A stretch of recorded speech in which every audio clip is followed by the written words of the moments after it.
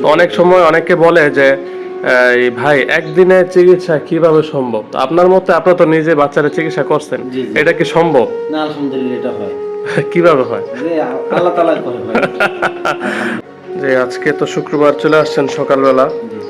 তো আহ, আপনার ছেলেকে চিকিৎসা দিছিলাম আহ, মঙ্গলবার। কতদিন আগে?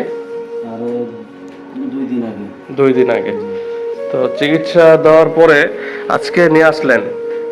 তো চিকিৎসার আগে বাবুর কি সমস্যা ছিল আর এখন মোটামুটি ওই সমস্যাগুলো আছে কিনা বা কি কি হয় একটু জানান তো। প্রথমত চিকিৎসার আগে আমার বাবুর হলো ২ নাকই মানে বন্ধ হয়ে থাকতো। আচ্ছা আর নাকের যখন রাত্রে ও ঘুমাতো মানে ওর ঘুমের শব্দতে মানে আমাদেরও টেনশন হতো। আচ্ছা। আর ও সবসময় মানে হা করে ঘুমাতো। মানে নাক দিয়ে কোনো নিঃশ্বাস নিতে পারতো না। হ্যাঁ হ্যাঁ। তো আমি কয়েকদিন ডাক্তারকে দেখাইছিলাম পরে তো তারা বলছে যে এটা নাকের মাংস বাড়ছে, এটা আপনার চিকিৎসা নিতে হবে। আচ্ছা। তো আমি অনেকটা সময় নেওয়ার পরে তো আমি চিন্তা করছিলাম যে অন্য কোথাও যাবো মানে আপনার এই ময়মনসিংহ ভালুকা। হ্যাঁ হ্যাঁ। তো তখন ওইখানে আমার মানে ভাগ্নেদের করানোর পরে তো চিন্তা করলাম ওইখানে যাব, তো তারা ঠিকানার ব্যবস্থা করতে পারেনি এখন। তারপর আমি আপনার ফেসবুকের ভিডিও দেখা মানে আপনি একটা বাচ্চাকে যখন এই ট্রিটমেন্টটা দিয়েছিলেন তখন আমি সাহস পেলাম যে না বাচ্চাদের যেহেতু ট্রিটমেন্ট হয় তাহলে এখানে যাওয়া যায়।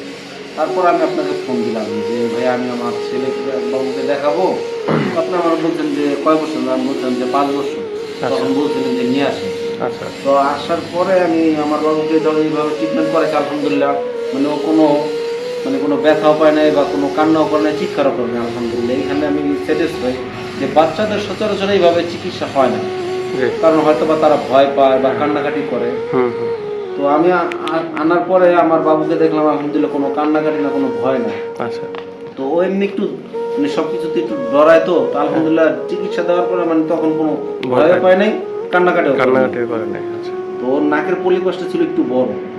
আচ্ছা আচ্ছা। মোটামুটি একটু বড়ই ছিল, মানে হ্যাঁ। নাক পুরো ছিদ্র বন্ধ হয়েছিল। হ্যাঁ হ্যাঁ। তো নিঃশ্বাস নিতে মুখ দেয়, তো ওইটা আমার ২ দিন পরে আমার খুব খারাপ লাগার পরে তো আলহামদুলিল্লাহ এখন চিকিৎসা নেওয়ার পরে বিগত ২ দিন ধরে আলহামদুলিল্লাহ খুব শান্তিভাবে ঘুমাচ্ছি। মানে আগে যে নাকের শব্দটা হইতো এখন আর আলহামদুলিল্লাহ এটা হয় ওই না। নাকের শব্দটা হয়। এখন আর সেটা হয় না। মানে আপনার চিকিৎসার পরে বাচ্চার বাসায় নেওয়ার পর থেকে আপনি খুশি তো? জি আলহামদুলিল্লাহ। যাক আমি আলহামদুলিল্লাহ। দিকটা আলহামদুলিল্লাহ স্যাটিসফাই।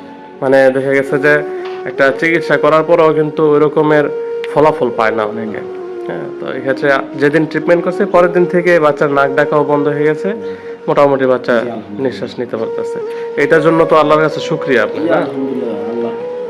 আল্লাহর কাছে লাখ কোটি তো শুকরিয়া। অনেক সময় অনেকে বলে যে এই ভাই একদিনে চিকিৎসা কিভাবে সম্ভব? তো আপনার মতে আপনি তো নিজে বাচ্চাদের চিকিৎসা করছেন, জি, জি। এটা কি সম্ভব? না আলহামদুলিল্লাহ এটা হয়।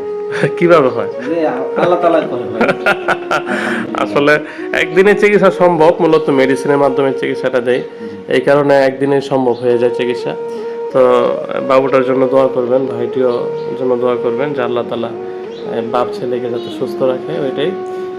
পরবর্তীতে যদি আবার সমস্যা দেখা দেয় ইনশাল্লাহ আমি তো আছি। হ্যাঁ, তো ঠিক আছে বাবা, তোমার কাছে ব্যথা পাও, ব্যথা করে তোমার, তুমি চিকিৎসা জেনেছিলা, তোমার কাছে ব্যথা পাইছিল ওই দিনকে? বলে কি সাহস আছে, যাক আলহামদুলিল্লাহ। এখন কি ভালো লাগে? আচ্ছা ঠিক আছে বাবা, ভালো থাকো। হ্যাঁ, আসসালামু আলাইকুম।